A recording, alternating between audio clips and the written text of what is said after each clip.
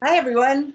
This is Mary Long at Art Dish Video Chats, and today I'm very excited that we have Maggie Capettini, who's going to be talking with us. She has a new show up, and we want to learn about Maggie. She's a very exciting artist that's doing some different kinds of work, plein air, as well as other work, and she will tell us about the media that she uses and the tools that she uses. So I'm very excited to have Maggie here. Hi, Maggie. Hi, Mary. Thank you very much for having me. Oh, I'm very glad that you're here. So, Maggie, I know that you use knives for your paintings, so I'm excited to learn about how you do that. And I've also noticed that you have had a lot of solo shows, so I'm excited to talk to you about how you've done that and what that's meant for you. But let's just get started. Tell me a little bit about your background. What brought you to painting? So I was an art major in college. I got my way around to that. Of course, I was encouraged to do something more marketable. And I started as a French major, which was okay because I could go into banking or business with that. But I really felt strongly about studying the arts more deeply. And so I think in my sophomore year, I switched to art and I did a psychology minor. Mhm. And I had intended to do art therapy and started the program at UIC. And I decided after being in the program for about a month, it wasn't the right thing. And I ended up going back to get my teaching certification. So my own art making kind of took a back seat.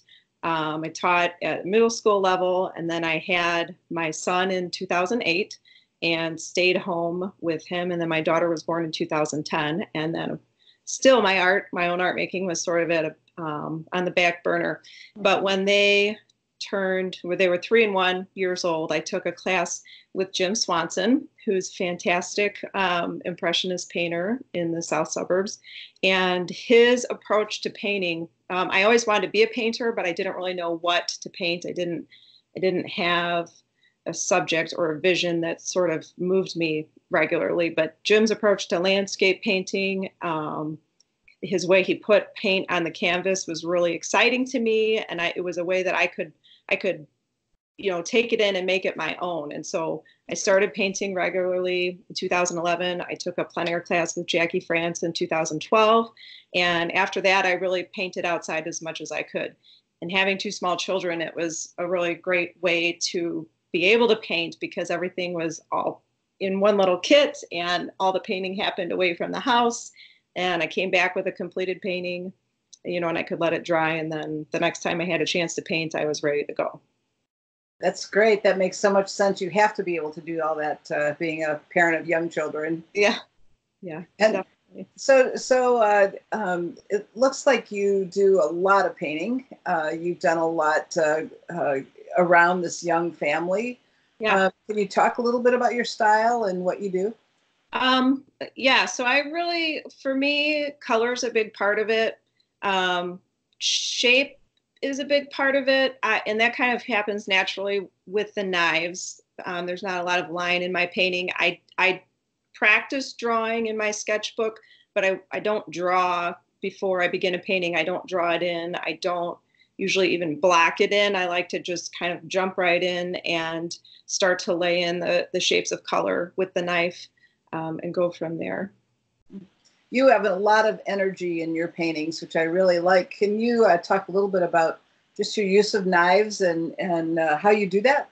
Yeah, so and the using knives it's not something that I've always done. I learned with brushes. I painted with brushes with Jim, and I think at some point I came across something that said, sort of do things that push you outside of your comfort zone. And one of the things was try painting with knives exclusively for a period of time. And I sort of played around with that, and I used only knives, or I would put in large masses of color with a brush and then go back and do mostly knives. But then one time we were on a trip in Michigan, and I had all of my plein air painting stuff, and I was all ready to paint. And I realized that I did not bring any paintbrushes at all. And so I bought one of the little packs at Meyer, and they were just shedding everywhere in the paint, and it was really frustrating. So I said, okay, I have these knives. I had like 2 or 3 knives, and for the trip, I painted 3 or 4 paintings just with knives. And so then we came back home. Okay, I did a little more knife painting. And every time I would make a knife painting, my husband would say, you need to make more of those. Your knife paintings are so much better than your brush paintings. And I was like, no, no, no, I can't. I don't know. Or I would come across a new subject and it would be like, oh my gosh, even just this weekend, I painted with brushes because I was out with plein air painters of Chicago and St. Charles, and I painted the band. And I thought, oh, I can't do that with knives. And I didn't try. And afterwards, I wish that I had, because my brush paintings are just more stiff and they don't have the energy that comes out with the knife. So ever since, my husband really kind of said, try it. And I've just been doing more and more. And probably the last 2 years, I do exclusively painting knives, except last weekend. When you lost your nerve. I did. I know. And I do regret it every time. I don't know what it is. And I so admire brushwork in other people's paintings and the way different things that you can do with a brush, but knives are what work for me.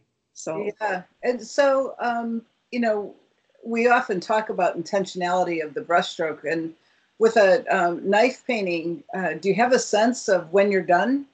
Yeah. Yeah, I think I do. It's an interesting question, because I think it varies from work to work, or subject matter to subject matter. It's really, there's no formula.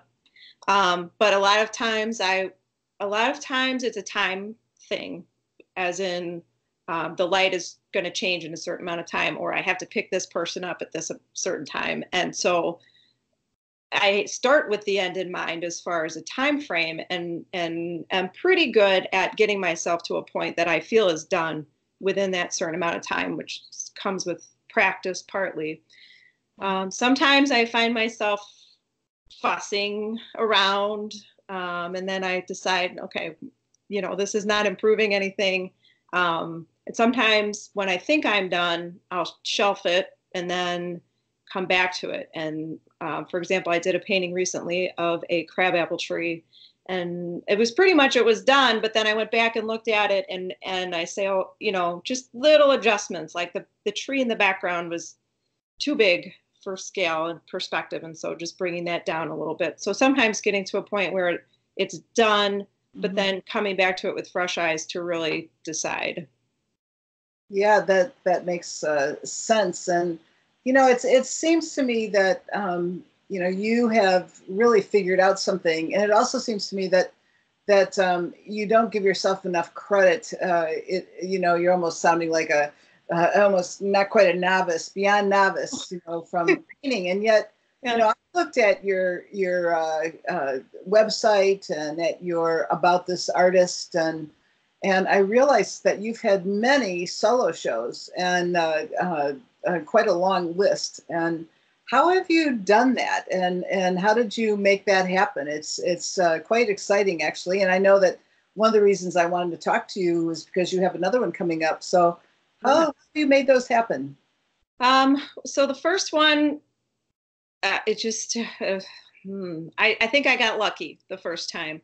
And when my children were young, we lived across the street from a forest preserve called Hadley Valley. It spans part of Joliet and Homer Glen and New Lenox, and it's gorgeous. It's such a beautiful and huge piece of land, and they do burns in the spring and fall, and they roll up hay in the fall, and then the snow comes on the hay, and then they take the hay away, and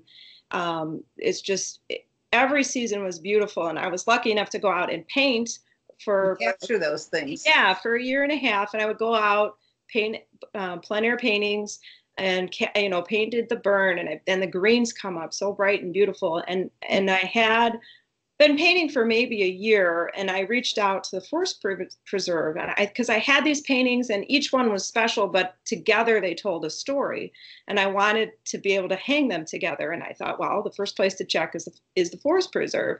And so I reached out, and I ended up I think it was the executive director of the Forest Preserve contacted me back and said, yes, we want to hang these. We can do it in our visitor centers. And it evolved into being a show that ran from April to October, and it went to all 4 different visitor centers in Will County.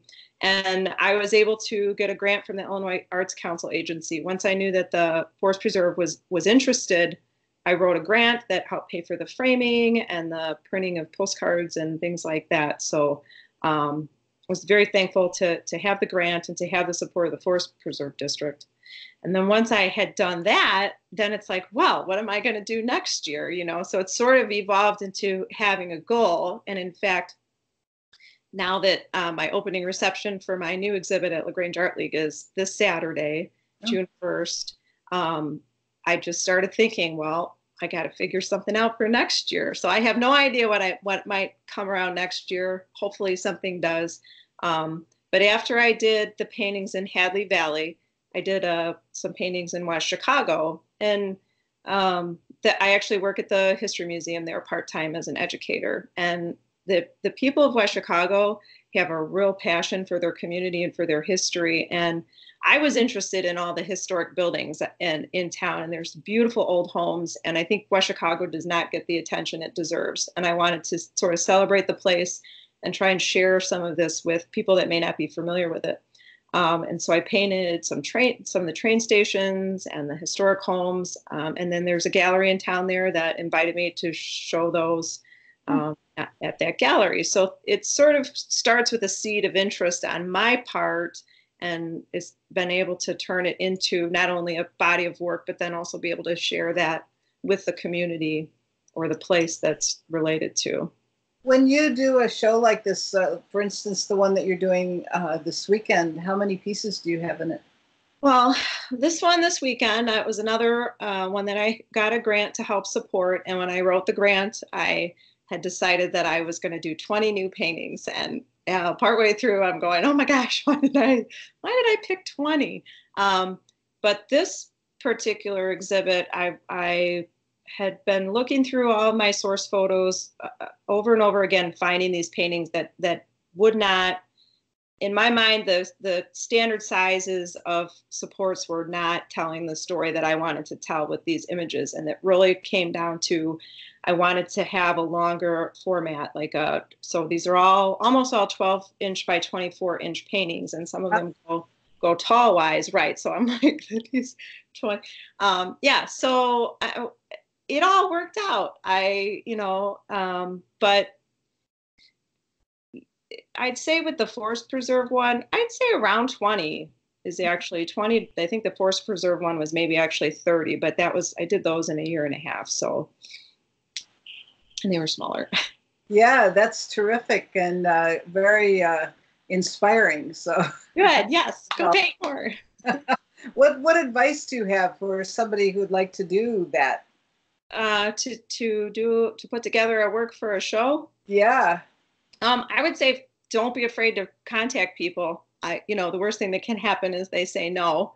But a lot of times people really, and especially if it's connected to a place, people get excited that you're excited about their place. The Forest Preserve, it was the first place that it went was the administration building. And so the people that were seeing the paintings first were the people that were at the heart of the Forest Preserve District. And the comments that they would make about, this is stuff that really gets them excited. They work there, they're passionate about the land. And so then to see me interpreting that they really get a kick out of that. And so if you can connect it to a place that's special to people, that's, I think, one way to really sort of find a way, you can find a place to show those works and be supported by the community. That's great. And what advice do you have for people who might want to do work with knives? I would say don't be shy. Put the brushes away and really spend time with them and see what you can do. I have a couple of different knives. There's a man in Vancouver who makes knives out of stainless steel. So it's a single forged piece of stainless steel. And it's really nice. It has, I don't know what shape it's a square shape. But they're flat all around. And he has this is a Supreme Flex. Oh, I'm wearing a black shirt, so you can see kind of there. It's a real bendy knife. And so, for example, with this one, I like to thin out the paint with mineral spirits, and you can kind of really smear it on like a first layer with that real bendy knife. But the nice thing about these is that there's no solder. I've snapped a couple of knives that just have the solder point there. So for my main shape, I would say find a friendly shape that you like best. Yeah. See what you can do with it. You know, the ones at the art store are like $5 to $7 each, I think. And I think just really trying to do a couple paintings exclusively with knives, see where it takes you. And don't be afraid to scrape all the paint off in certain areas, because that's a challenge, is the paint getting too thick. So sometimes the best thing to do is to scrape it away. Yeah, great. And you do use oil paint, right? I did ask earlier. That's correct, oils. Yeah, that's great. So very interesting, and especially to see. Do you have by chance the name of the person who sells those knives, or where to get? The website is oakblade.com, OAKBLADE. And I actually just contacted him today because all of his inventory is sold out. But he had just moved studios, and he's been photographing and preparing to put new inventory on the website. But he's also on Instagram, Ray Oakblade. Okay, good. And so what do you have on your sort of schedule coming up? So this weekend, where will you be? This weekend is at LaGrange Art League in LaGrange. It's right near the train station, the main station in town. And it's from 3 to 5, the opening reception for the Land Sky exhibit. And then in June, I have a couple of demonstrations. I'm doing one in Shanahan. They have an Arts and Nature on the River walk down there, so different artists will be set up around a loop path. My plan is to... And where is that? That's in Shanahan. So that's southwest, down 55 and Route 6. Okay, good. Forest Preserve, Four Rivers Environmental Education Center. And then in West Chicago, I'll be doing Art in the Garden on June 29th. And that's a little fundraiser they do for the Cruise House Museum, which is where it's held. And there's Zaz Jazz Band will be playing, and I'll be painting. And they have treats and an auction. So those are my June events. Yeah. I mean, they sound so nice, and to be able to be outside painting while there's other things going on. That sounds great. Yeah. It's always, it's enjoyable. I didn't ask you as we said hello, but are you in your studio? Is there anything for us to see around you? Well, this is actually my front entry to my house, and this is the wall. This is like the ever-changing wall of paintings, depending on things coming in and going out, things that have been on exhibit or are going to be on exhibit. My studio, from not painting outside, well, I wouldn't even call it my studio. The basement is where everything is. It's like the home base, I guess you could call it. It's like storage, and sometimes I paint down there, but it's the fluorescent light and it's cold, and so I still like to paint outside. And then my dining room has a nice big window, so I'll paint from life in there. So yeah, I just have some paintings. Yeah, very nice. Thanks. Very nice. Yeah. Yeah. That's terrific and very real too. So thank you for that. Yeah. Oh. Yeah. You know, this has been really a delight to talk with you. Good luck with your show and all these activities. I will probably see you out soon with the Plein Air Painters. Yeah. And so, Maggie, thank you so much for joining us. Yeah, thanks for having me, Mary. It's been fun chatting. Yeah, thanks. All right, we're going to sign off. Bye-bye.